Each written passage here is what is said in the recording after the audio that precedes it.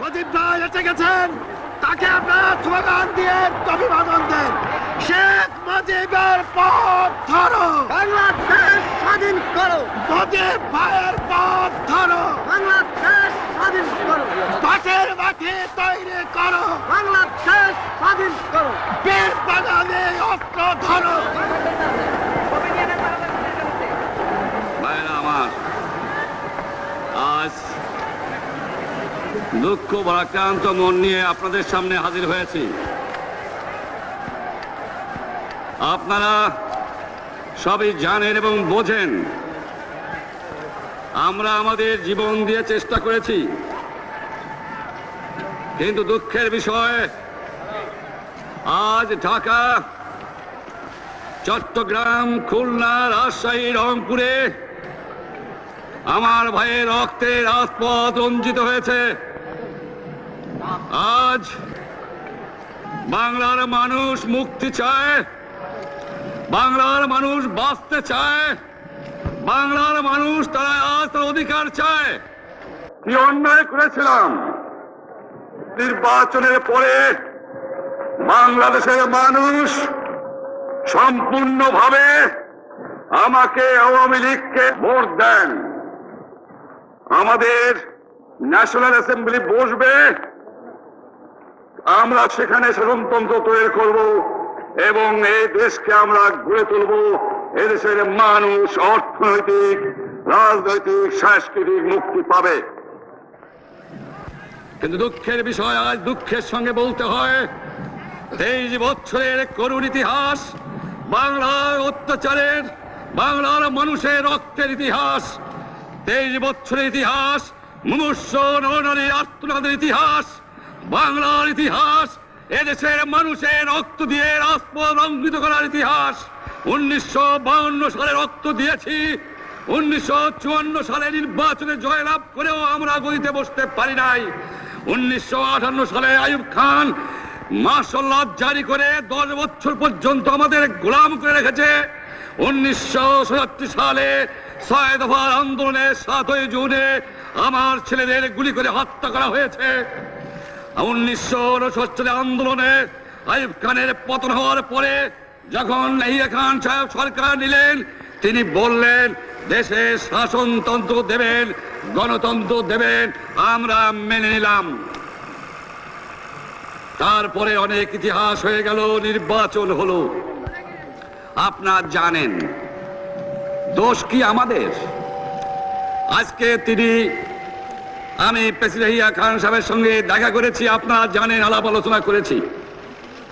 আমি শুধু বাংলার নয়, পাকিস্তানের মেজরিটি পার্টির নেতা হিসাবে তাকে অনুরোধ করলাম 15 ফেব্রুয়ারি তারিখে আপনি জাতীয় পরিষদের অধিবেশন দেন।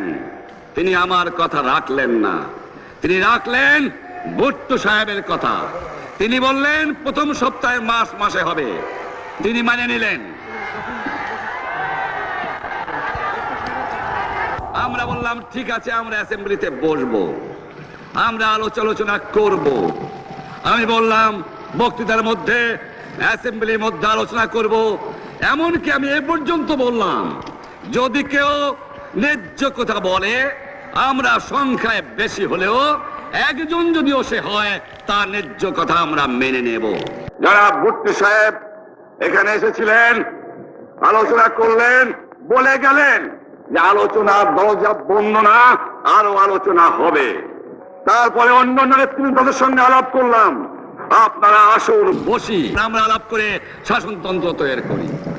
তিনি বললেন পশ্চিম পাকিস্তানের মেম্বাররা যদি এখানে আসে তাহলে কসাইখানা হবে অ্যাসেম্বলি। তিনি বললেন যে যাবে তাকে মেরে ফেলে দেওয়া হবে। যদি কেউ অ্যাসেম্বলিতে আসে তাহলে পেশোয়ার থেকে করাচি পর্যন্ত দোকান জোর করে বন্ধ করা হবে, তারপরেও যদি কেউ আসে তাকে সন্ন্যাসার করা হবে। আমি বললাম অ্যাসেম্বলি চলবে। তারপরে হঠাৎ 1 তারিখে অ্যাসেম্বলি বন্ধ করে দেওয়া হলো। ইয়াহিয়া খান সাহেব প্রেসিডেন্ট হিসাবে অ্যাসেম্বলি ডেকেছিলেন, আমি বললাম যে আমি যাব। ভুট্টো সাহেব বললেন তিনি যাবেন না। 35 জন সদস্য পশ্চিম পাকিস্তানের থেকে এখানে আসলেন। তারপরে হঠাৎ বন্ধ করে দেওয়া হলো, দোষ দেওয়া হলো বাংলার মানুষকে, দোষ দেওয়া হলো আমাকে। বন্ধুকে দেওয়ার পরে দেশের মানুষ প্রতিবাদ মুখর হয়ে আসলো। আমি বললাম শান্তিপূর্ণভাবে আপনারা হরতাল পালন করেন। আমি বললাম আপনারা কল কারখানা সবকিছু বন্ধ করে দেন। জনগণ সাড়া দিল, আপন ইচ্ছায় জনগণ রাস্তায় বেরিয়ে পড়ল। তারা শান্তিপূর্ণভাবে সংগ্রাম চালিয়ে যাওয়ার জন্য স্থির প্রতিজ্ঞাবদ্ধ হলো।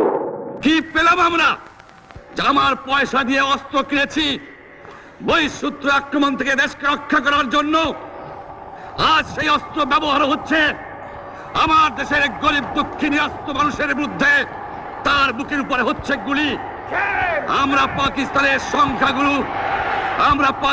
সংখ্যাগুরু, আমরা বাঙালিরা যখনই ক্ষমতায় যাওয়ার চেষ্টা করেছি, যখনই এদেশের মালিক হবার চেষ্টা করেছি, তখনই তারা আমাদের উপর ঝাঁপিয়ে পড়েছেন। তারা আমাদের ভাই। আমি বলেছি তাদের কাছে এই কথা যে আপনারা কেন আপনার ভাইয়ের বুকে গুলি মারবেন?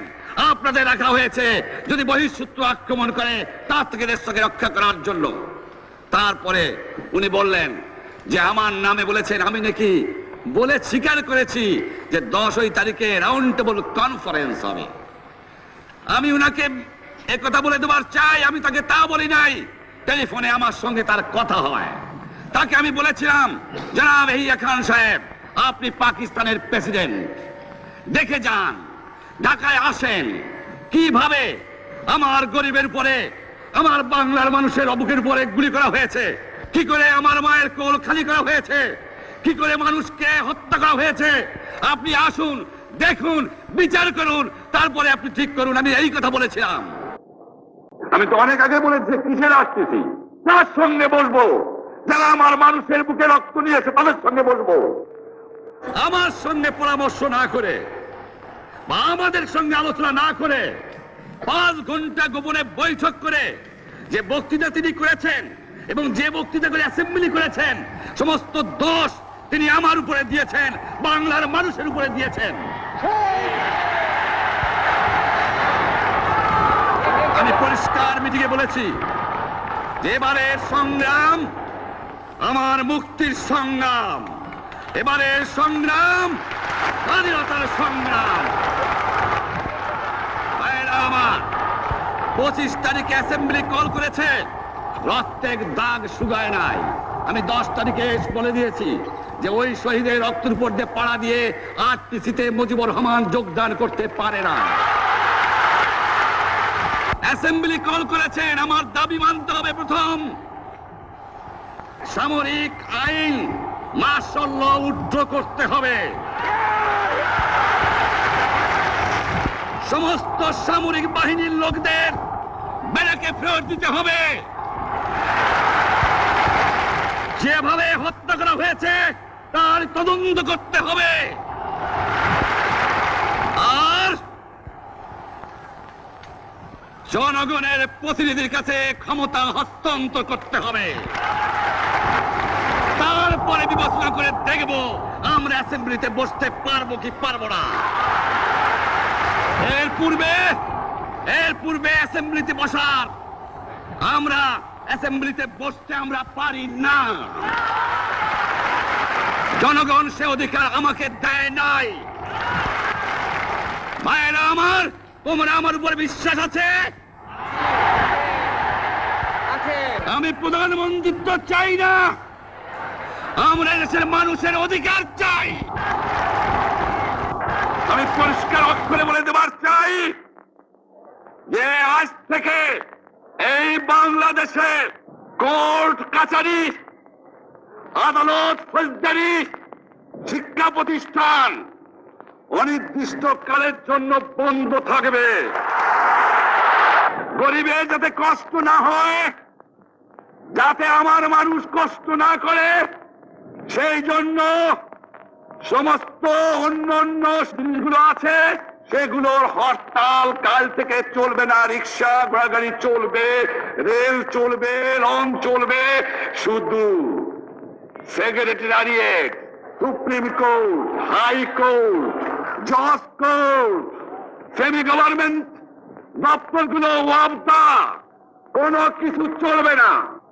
28 তারিখে কর্মচারীরা যে বেতন নিয়ে আসবেন, এরপরে যদি বেতন দেওয়া না হয়, আর যদি একটা গুলি চলে, আর যদি আমার লোকের উপর হত্যা করা হয়, তোমাদের উপর কাছে আমার অনুরোধ রইল, প্রত্যেক ঘরে ঘরে দুর্গ গড়ে তোলো। তোমাদের যা কিছু আছে তাই নিয়ে শত্রুর মোকাবেলা করতে হবে,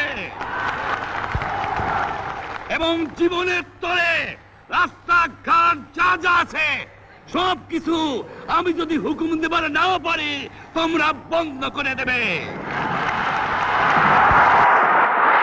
আমরা ভাতে মারবো, আমরা পানিতে মারবো। তোমরা আমার ভাই, তোমরা বাড়াকে থাকো, কেউ তোমাদের কিছু বলবে না, কিন্তু আর আমার বুকের পর গুলি চালাবার চেষ্টা করো না, ভালো হবে না। 7 কোটি মানুষকে তাবা রাখতে পারবো না। আমরা যখন মরতে শিখেছি তখন কেউ আমাদের দবাতে পারবে না। আর যে সমস্ত লোক শহীদ হয়েছে, আঘাতপ্রাপ্ত হয়েছে, আমরা আওয়ামী লীগের থেকে যতদূর পারি তাদের সাহায্য করতে চেষ্টা করব। যারা পারেন আমার রিলিফ কমিটি সামান্য টাকা পয়সা পৌঁছিয়ে দেবেন। আর এই 7 দিন হরতালে যে সমস্ত শ্রমিক ভাইরা যোগদান করেছেন, প্রত্যেকটা শিল্পের মালিক তাদের বেতন পৌঁছায় দেবেন। সরকারি কর্মচারীদের বলি, আমি যা বলি তা মানতে হবে। যে পর্যন্ত আমার এই দেশের মুক্তি না হবে, খাজনা ট্যাক্স বন্ধ করে দেওয়া হলো, কেউ দেবে না। মনে রাখবেন, শত্রু বাহিনী ঢুকেছে, নিজেদের মধ্যে আত্মকলহ সৃষ্টি করবে, লুটতরাজ করবে। এই বাংলায় হিন্দু মুসলমান, বাঙালি নন বাঙালি যারা আছে তারা আমাদের ভাই, তাদের রক্ষার দায়িত্ব আপনাদের উপরে, আমাদের জন্য বদনাম না হয়। মনে রাখবেন, রেডিও টেলিভিশনের কর্মচারীরা যদি রেডিওতে আমাদের কথা না শোনে, তাহলে কোন বাঙালি রেডিও স্টেশনে যাবেন না। যদি টেলিভিশন আমাদের নিউজ না দেয়, কোন বাঙালি টেলিভিশনে যাবেন না। 2 ঘন্টা ব্যাংক খোলা থাকবে, যাতে মানুষ তাদের মায়নাপত্র নেবার পারে, কিন্তু পূর্ব বাংলার থেকে পশ্চিম পাকিস্তানে 1 পয়সা চালান হতে পারবে না। টেলিফোন টেলিগ্রাম আমাদের এই পূর্ব বাংলায় চলবে, এবং বিদেশের সঙ্গে নিউজ পাঠ হলে আপনারা চালাবেন, কিন্তু যদি এই দেশের মানুষকে খতম করার চেষ্টা করা হয়, বাঙালিরা বুঝে শুনে কাজ করবেন। তবে অনুরোধ করছি, আপনারা আমাদের ভাই, আপনারা দেশকে একেবারে জাহান্নামে ধ্বংস করে দিয়েন না। জীবনে আর কোনোদিন আপনাদের মুখ দেখা দেখি হবে না। যদিও আমরা শান্তিপূর্ণভাবে আমাদের ফয়সলা করতে পারি, তাহলে অন্তপক্ষে ভাই ভাই হিসেবে বাস করার সম্ভাবনা আছে। সেই জন্য আপনাদের অনুরোধ করছি, আমার এই দেশে আপনারা মিলিটারি শাসন চালাবার চেষ্টা করবেন না।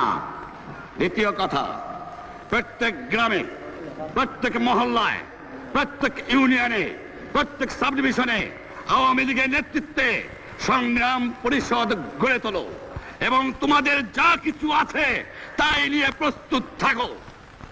মনে রাখবা, রক্ত যখন দিয়েছি, রক্ত আরো দেব, এই দেশের মানুষকে মুক্ত করে ছাড়বো ইনশাআল্লাহ। এবারে সংগ্রাম আমাদের মুক্তির সংগ্রাম, এবারে সংগ্রাম স্বাধীনতার সংগ্রাম। জয় বাংলা।